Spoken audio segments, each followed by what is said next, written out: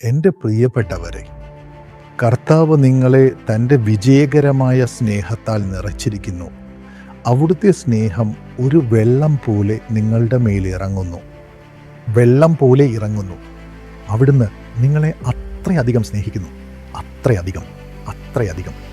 എൻ്റെ പിതാവ് അവിടുത്തെ മുഖാമുഖം കണ്ടപ്പോൾ അവിടുത്തെ കണ്ണുകളിൽ നിന്ന് വന്ന സ്നേഹം സ്നേഹം സ്നേഹം എൻ്റെ പിതാവിൻ്റെ ഉള്ളം നിറച്ചു. ഏകദേശം 3 മണിക്കൂർ ആ സ്നേഹത്താൽ നിറഞ്ഞ് ചിരിച്ച് ആനന്ദ തൈലത്താൽ അദ്ദേഹം നിറഞ്ഞു. അതുവരെ അദ്ദേഹം കരഞ്ഞുകൊണ്ടേയിരിക്കുകയായിരുന്നു.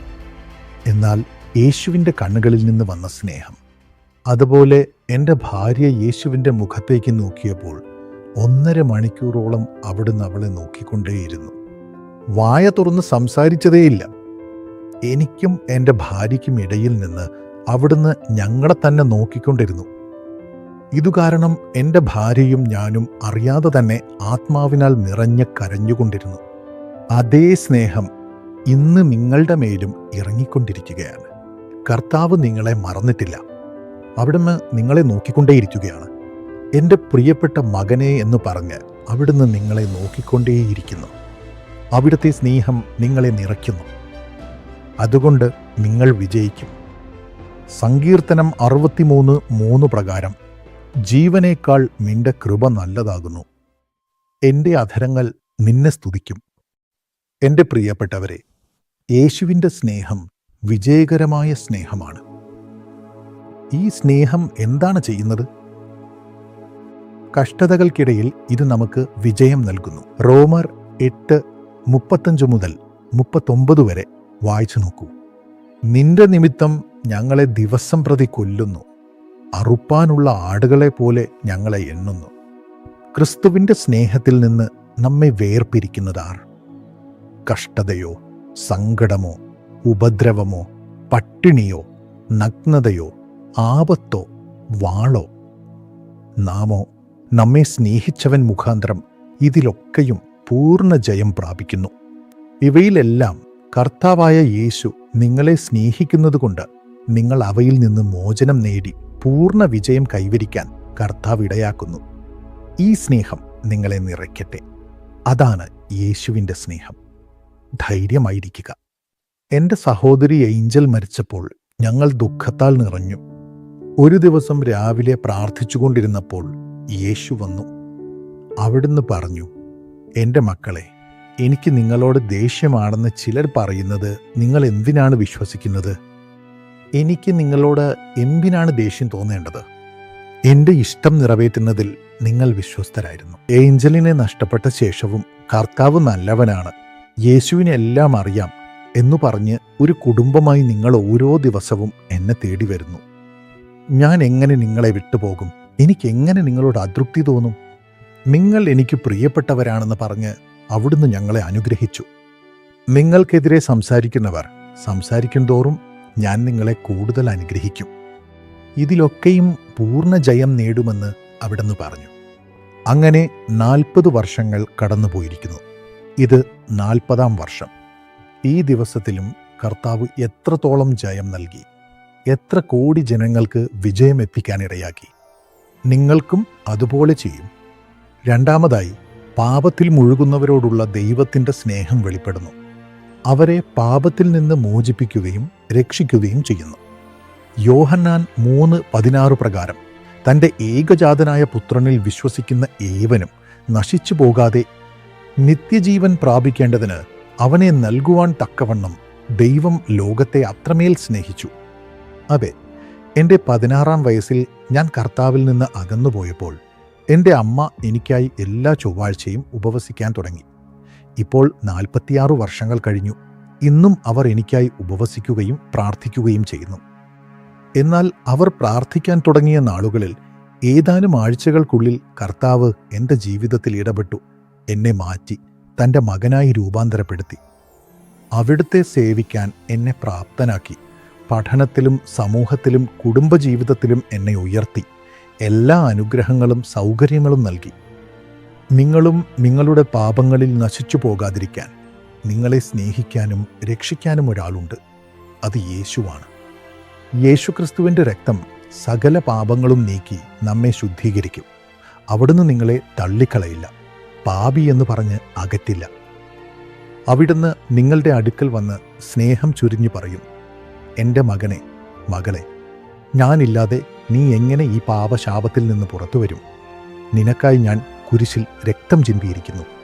ഇന്നും നീ എൻ്റെ അടുക്കൽ വരുമ്പോൾ ഞാൻ നിന്നെ ചേർത്തു പിടിക്കും, സ്നേഹിക്കും, നിന്നെ മാറ്റും എന്ന് പറഞ്ഞ് അവിടുന്ന് നിങ്ങളെ മാറ്റും. യേശുവിങ്കലേക്ക് വരൂ, നിങ്ങളുടെ ജീവിതം സമർപ്പിക്കൂ.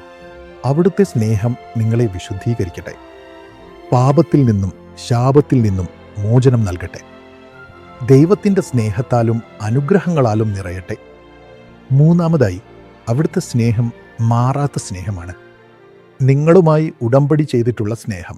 പർവ്വതങ്ങൾ മാറിപ്പോകും, കുന്നുകൾ നീങ്ങിപ്പോകും, എങ്കിലും എൻ്റെ ദയ നിന്നെ വിട്ടുമാറുകയില്ല, എൻ്റെ സമാധാന നിയമം നീങ്ങിപ്പോകുകയുമില്ല എന്ന് നിന്നോട് കരുണയുള്ള യഹോവ അരുളി ചെയ്യുന്നു. പ്രിയപ്പെട്ടവരെ, യെശയ്യാവ് 54:10 നാം ഇത് വായിക്കുന്നത്. മാറാത്ത സ്നേഹം. അവിടുന്ന് നിങ്ങളെ കൈവിടില്ല. നിങ്ങളുടെ മാതാപിതാക്കൾ പോയിട്ടുണ്ടാകാം. നിങ്ങൾ വിശ്വസിച്ചിരുന്ന പാറ പോലെ ഉറപ്പുള്ള ജോലി നഷ്ടപ്പെട്ടിട്ടുണ്ടാകാം. കുടുംബത്തിൽ ഭിന്നതകൾ വന്നിട്ടുണ്ടാകാം. നിങ്ങൾ സ്നേഹിച്ചവർ, സഹായിച്ചവർ, ത്യാഗം ചെയ്ത് വളർത്തിയവർ നിങ്ങൾക്ക് വിരുദ്ധമായി മോശമായി പെരുമാറി നിങ്ങളെ തള്ളിക്കളഞ്ഞിട്ടുണ്ടാകാം. പർവ്വതങ്ങൾ മാറിയാലും കുന്നുകൾ നീങ്ങിപ്പോയാലും യേശുവിൻ്റെ സമാധാന ഉടമ്പടിയും സ്നേഹ ഉടമ്പടിയും നിങ്ങളെ വിട്ടുമാറില്ല. മാറാത്ത സ്നേഹം. യേശു നിങ്ങളെ ഉയർത്തും. അവിടുന്ന് നിങ്ങളെ ബഹുമാനിക്കും, നിങ്ങൾക്ക് ആശ്വാസം നൽകും. എല്ലാവരെയും സ്നേഹിക്കാനും അവരെ രൂപാന്തരപ്പെടുത്താനുമുള്ള ശക്തി അവിടുന്ന് നൽകും. കർത്താവേ, ഈ ഭാഗ്യം അങ്ങയുടെ മക്കൾക്ക് ഇന്ന് നൽകണമേ. ആ സ്നേഹത്താൽ നിറച്ച് ബലപ്പെടുത്തണമേ. യേശുവിൻ്റെ നാമത്തിൽ നഷ്ടപ്പെട്ടതെല്ലാം ഈ ദിവസം തിരികെ വരട്ടെ. അകന്നുപോയവരെല്ലാം തിരികെ വന്ന് അവരെ സ്നേഹിക്കാനിടയാക്കണമേ. ബഹുമാനിച്ചുയർത്തണമേ. എല്ലാ കഷ്ടതകൾക്കിടയിലും വിടുതൽ നൽകണമേ, വിടുതൽ നൽകണമേ. കഷ്ടപ്പാടിന് തക്കതായ ഫലം നൽകണമേ. സന്തോഷത്തോടെ എല്ലാ ഭാഗ്യങ്ങളും അനുഭവിക്കാൻ ബഹുമാനവും സമ്പത്തും വർധനവും സമാധാനവും വിടുതലും വിശുദ്ധിയും നൽകണമേ. യേശുവിൻ്റെ നാമത്തിൽ ആമേൻ. ദൈവം നിങ്ങളെ അനുഗ്രഹിക്കട്ടെ. എൻ്റെ പ്രിയപ്പെട്ടവരെ, കർത്താവ് കുടുംബ അനുഗ്രഹ പദ്ധതി ജീസസ് കോൾസ് ശുശ്രൂഷയിൽ ഒരുക്കിയിട്ടുണ്ട്. അത് നിങ്ങൾക്കായിട്ടാണ്. നിങ്ങളുടെ കുടുംബം അനുഗ്രഹിക്കപ്പെടാൻ, നിങ്ങളുടെ കുടുംബം അഭിവൃദ്ധിപ്പെടാൻ, നിങ്ങളുടെ കുടുംബത്തിലൂടെ കോടിക്കണക്കിന് മറ്റു കുടുംബങ്ങൾ ജീസസ് കോൾസ് ശുശ്രൂഷയിലൂടെ അനുഗ്രഹിക്കപ്പെടാൻ കർത്താവ് നിങ്ങളെ വിളിച്ചിരിക്കുന്നു. നിങ്ങൾ ഇതുവരെ ഈ കുടുംബാനുഗ്രഹ പദ്ധതിയിൽ ചേർന്നിട്ടില്ലേ? ഇന്ന് തന്നെ ഇതിൽ പങ്കാളികളാകൂ. കർത്താവായ യേശു കുടുംബങ്ങളിൽ വസിക്കുന്ന ദൈവമാണ്. അവിടുന്ന് അരുളി ചെയ്യുന്നു, ഞാൻ നിങ്ങളുടെ ഇടയിൽ വസിക്കുകയും നിങ്ങളുടെ ദൈവമായിരിക്കുകയും ചെയ്യും. നിങ്ങൾ എൻ്റെ ജനമായിരിക്കും, ഞാൻ നിങ്ങൾക്ക് പിതാവായിരിക്കും. നിങ്ങൾ എൻ്റെ പുത്രന്മാരും പുത്രിമാരുമായിരിക്കും. എല്ലാ കാര്യങ്ങളിലും നിങ്ങളുടെ ഭവനം ഞാൻ പണിയും. കർത്താവ് ഈ ഭാഗ്യം നിങ്ങൾക്ക് നൽകാൻ ആഗ്രഹിക്കുന്നു. അതിനാൽ ജീസസ് കോൾസ് ശുശ്രൂഷയിൽ ചേർന്ന് കുടുംബ അനുഗ്രഹ പദ്ധതിയുടെ ഭാഗമായി നിങ്ങളുടെ കുടുംബത്തെ കർത്താവിൻ്റെ കരങ്ങളിൽ ഏൽപ്പിക്കുക.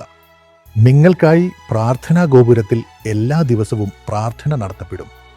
നിങ്ങളുടെ അപേക്ഷകൾക്ക് കർത്താവ് മറുപടി നൽകും. നിങ്ങളുടെ കുടുംബത്തെ പടുത്തുയർത്തും. ഇന്നു തന്നെ ഇതിൽ പങ്കുചേരൂ. ഇതിൽ ചേർന്നവർ ഓരോ മാസവും ഈ പദ്ധതിയിലൂടെ സ്തോത്ര കാഴ്ചകൾ നൽകി. ടെലിവിഷനിലൂടെയും പ്രാർത്ഥനാ ഗോപുരങ്ങളിലൂടെയും കത്തുകളിലൂടെയും സോഷ്യൽ മീഡിയയിലൂടെയും പൊതുയോഗങ്ങളിലൂടെയും മിഷൻ നെറ്റ്വർക്ക് മീറ്റിങ്ങുകളിലൂടെയും ടെലിഫോൺ പ്രാർത്ഥനാ ഗോപുരത്തിലൂടെയും അനേകം കുടുംബങ്ങൾക്കും കോടിക്കണക്കിന് ആളുകൾക്കും നിങ്ങളൊരു അനുഗ്രഹമായിരിക്കും. ഇന്നു തന്നെ ഈ പദ്ധതിയിൽ പങ്കുചേരുവിൻ, അനുഗ്രഹങ്ങൾ പ്രാപിക്കുവിൻ.